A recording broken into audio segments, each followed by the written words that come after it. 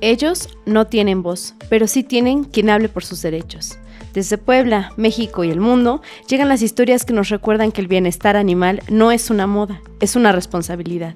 Hola, mi nombre es Adriana. Y yo soy Larisa. Bienvenidos a Noticias Perronas. Hoy tenemos un programa que va desde una propuesta de ley que podría cambiar la forma en que se protege a los animales en México, hasta rescates que demuestran que una denuncia ciudadana puede literalmente cambiar un destino. Comenzamos en Puebla. El movimiento animalista de Puebla encendió las alertas ante el proyecto de una nueva Ley General de Bienestar, Cuidado y Protección de los Animales. Y aquí hay un punto importante. No se trata solamente de discutir una nueva ley. Se trata de revisar qué animales estarán realmente protegidos, qué prácticas podrían quedar permitidas y qué vacíos legales podrían terminar convirtiéndose en retrocesos. El movimiento animalista presentó 16 observaciones al proyecto.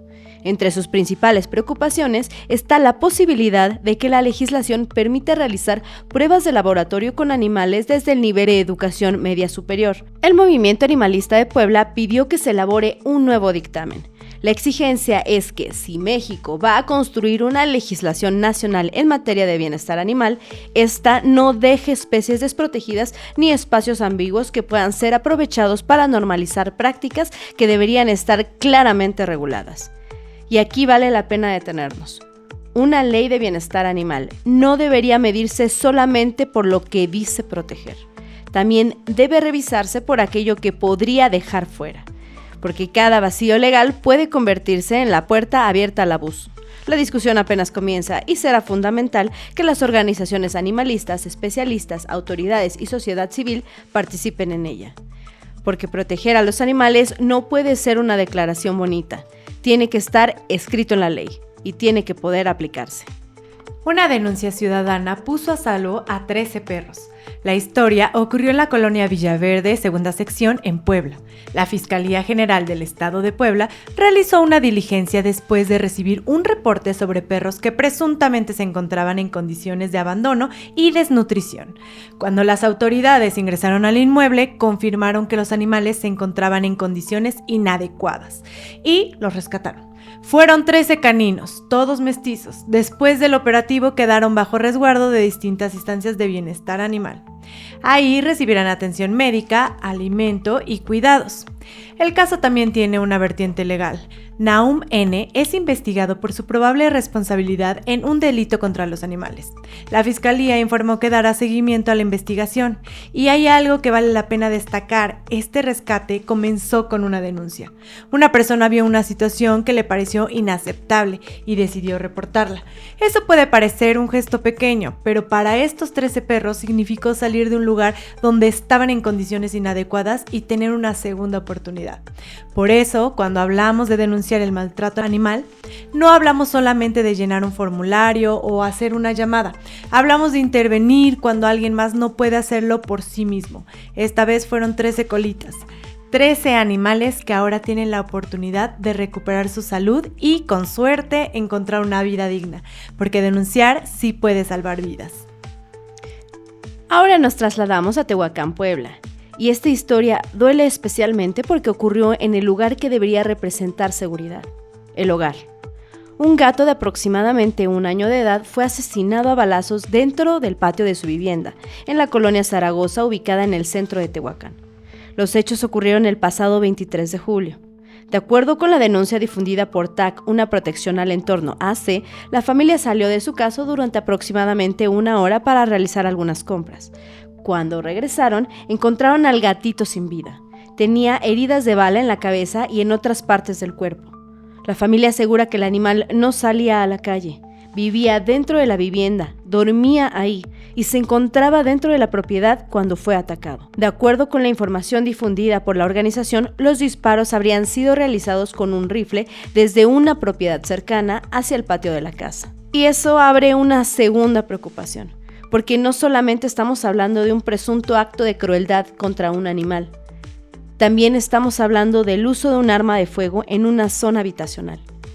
Los disparos habrían cruzado desde una propiedad hacia otra vivienda. en una zona del centro de Tehuacán y cercana a un importante centro de salud. Es decir, otras personas también pudieron haber estado en riesgo. Además, vecinos de la zona habrían reportado anteriormente otros gatos heridos o muertos en circunstancias similares. Según vecinos de la zona, no se habían atrevido a presentar una denuncia formal, pues la persona señalada como presunta responsable ya está bastante identificada y sus datos ya forman parte de la denuncia presentada ante las autoridades. Zeus tenía aproximadamente 7 años y desde febrero de 2024 formaba parte de la vida cotidiana de la Clínica 57 del IMSS, en Infonavit La Margarita, Puebla. Durante cerca de 2 años, la caseta de vigilancia se convirtió en su hogar.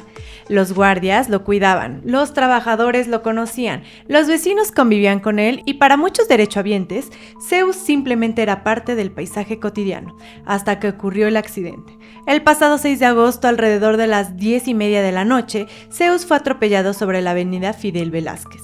De acuerdo con versiones de testigos, un automóvil cuyo conductor presuntamente se encontraba bajo los efectos del alcohol perdió el control. Subió a la banqueta y arrolló al perrito. El vehículo habría escapado del lugar. Zeus murió y la noticia dejó un vacío en una comunidad que durante 2 años lo había convertido en parte de su rutina. El lomito había llegado a la zona el 7 de febrero de 2024. Era un perro comunitario, no vivía dentro de la clínica, pero encontró refugio en la caseta de vigilancia. Ahí estaban las personas que lo terminaron cuidando. Entre ellas, Michelle Méndez, quien recordó que la noche del accidente apenas alcanzó a observar que el automóvil involucrado era oscuro. Las compañeras de guardia intentaron auxiliarlo, pero ya era demasiado tarde. Otra de sus cuidadoras, Norma Carreras, solía llamarlo cariñosamente bebé. Hoy quienes lo conocieron quieren que su muerte no quede impune. La organización Patitas Enlodadas AC comenzó a solicitar información para identificar al conductor.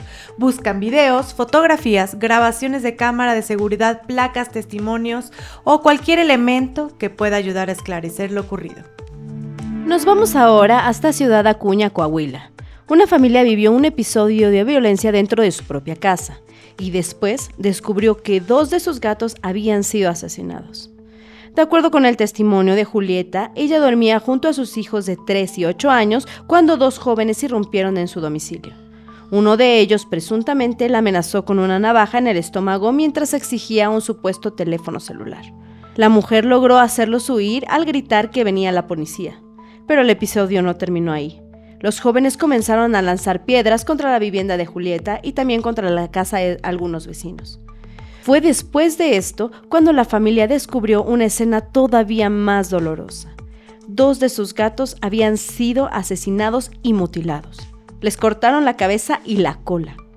Uno de los presuntos responsables, de 16 años, fue detenido y puesto a disposición del Ministerio Público, según informó el alcalde Emilio de Hoyos. La familia ahora teme por su seguridad y exige que el caso sea investigado hasta las últimas consecuencias. Aquí hay algo que no podemos perder de vista.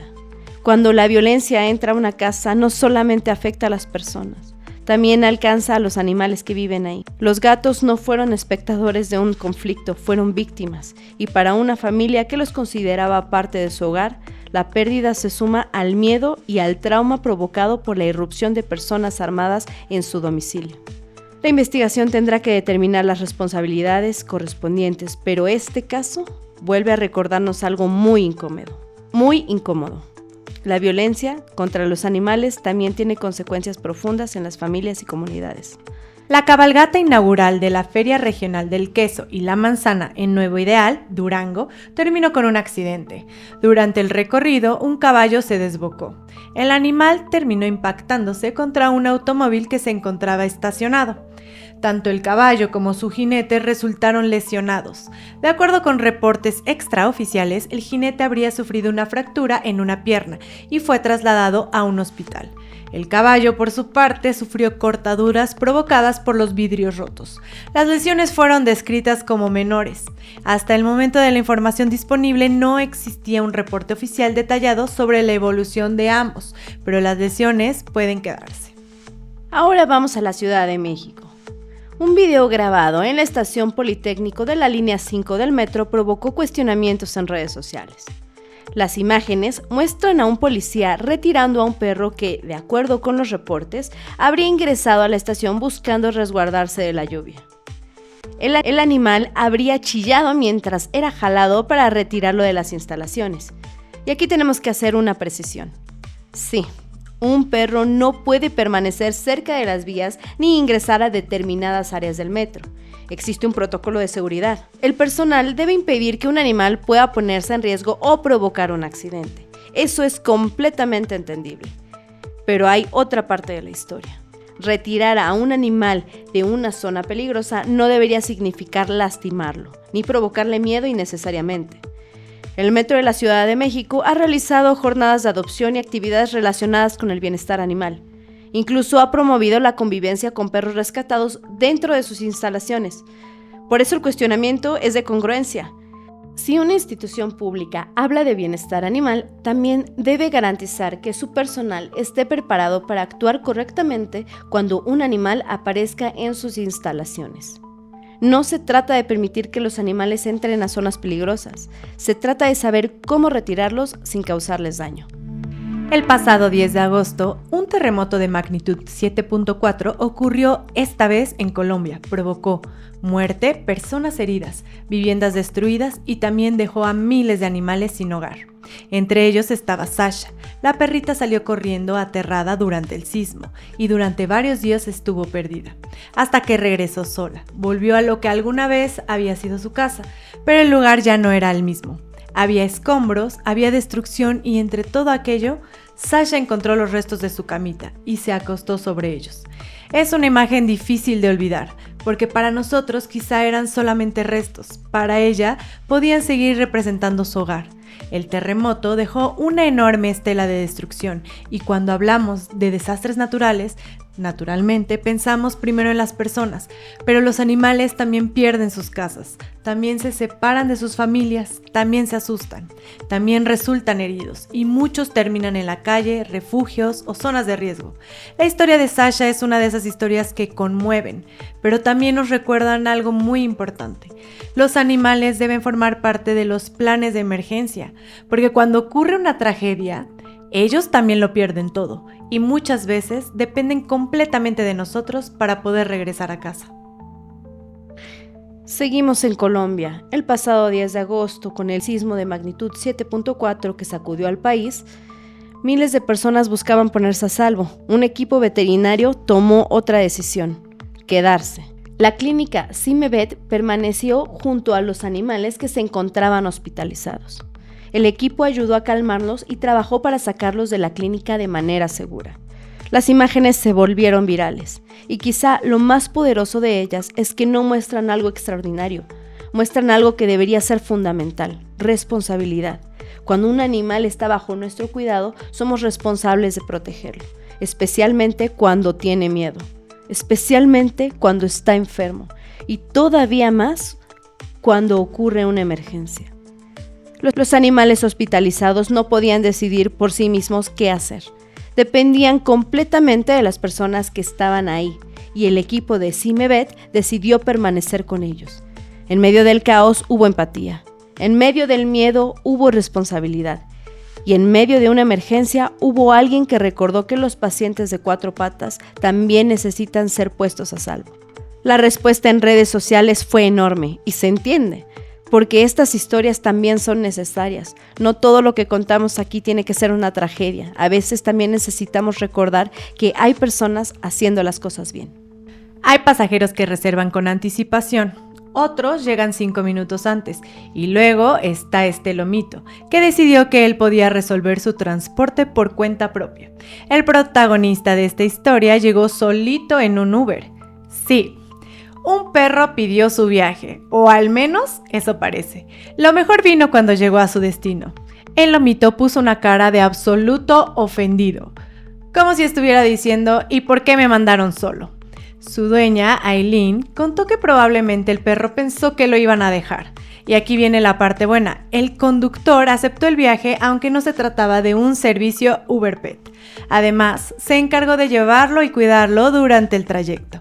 Así que el viaje terminó bien. El pasajero llegó a salvo, el conductor cumplió con su misión y el drama familiar, bueno, pues ese probablemente apenas comenzaba. Porque si algo sabemos de los perros es que tienen una capacidad extraordinaria para convertir una pequeña aventura en una historia familiar de varios días. Y este lomito claramente ya tiene la suya. Eso sí, la próxima vez quizá podría avisar antes de pedir el Uber, aunque con esa cara es difícil decirle que no. En Hiperreidea creemos que hablar de animales también es hablar de nosotros, de cómo reaccionamos frente al abandono, frente al maltrato, frente a una emergencia y frente a un ser vivo que depende de nuestra decisión para sobrevivir. Porque ellos no pueden contarnos lo que pasó, pero nosotros sí podemos contar sus historias, podemos exigir justicia y podemos denunciar. Si te gustó este contenido, compártelo. Ayúdanos a seguir amplificando las voces de quienes no pueden hablar por sí mismos, porque quien ama a los animales nunca camina solo. Hasta la próxima.